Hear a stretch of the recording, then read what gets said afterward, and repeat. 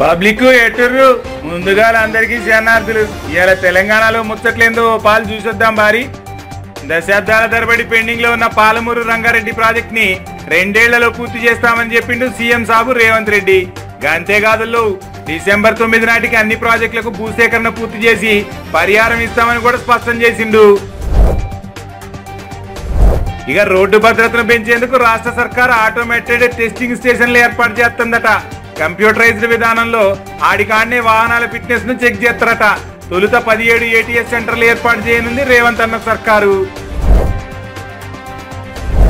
ఇక బీసీలకు 42% రిజర్వేషన్ కల్పించేందుకు ముసాయిదా ఆర్డినెన్స్ ను గవర్నర్ దగ్గరకు పంపింది రాష్ట్ర ప్రభుత్వం.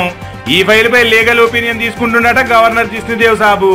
ఆయన ఆమోదం లభిస్తే జీవో ద్వారా రిజర్వేషన్లు అమలు చేయనుంది రాష్ట్ర సర్కారు. ఇక హైదరాబాద్ క్రికెట్ అసోసియేషన్ స్కామ్ కి సంబంధించి సిఐడి హెచ్సిఏ ఆఫీసుల సోదాలు జరిపిర్రు. ఆఫీస్ రికార్డులను మెయిల్స్ ను పరిశీలించిర్రు. కొన్ని ఆధారాలు కూడా సేకరించిర్రట. ఇక నోటిదోల ఎక్కువైన కేటీఆర్ తాజాగా జూబ్లీహిల్స్ మహిళల గురించి మరోసారి నోరు జారిండు.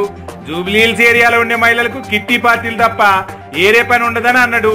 దీంతో జూబ్లీహిల్స్ బై ఎలక్షన్స్ లా కేటీఆర్ ప్రచారానికి ఎట్టొత్తలో చూస్తామని అంటుర్రు మహిళా సంఘాలు. హైదరాబాద్ లో స్పోర్ట్స్ టెక్ దిగ్గజ సంస్థ 3 ఏళ్లలో 500 కోట్ల పెట్టుబడులు పెట్టింది. గ్లోబల్ క్యాపబిలిటీ సెంటర్ ని ఏర్పాటు చేసింది. వచ్చే ఏడాది నాటికి 3000 మందికి ఉపాధి కల్పించనుంది, ఉద్యోగాలు ఇయ్యనుంది. ఈ తెలంగాణలో ముచ్చట్లు. మరిన్ని ముచ్చట్లతో మళ్ళీ రేపు కలుసుకుందాం. అందాక ఉంటా మరి. Tata, by by.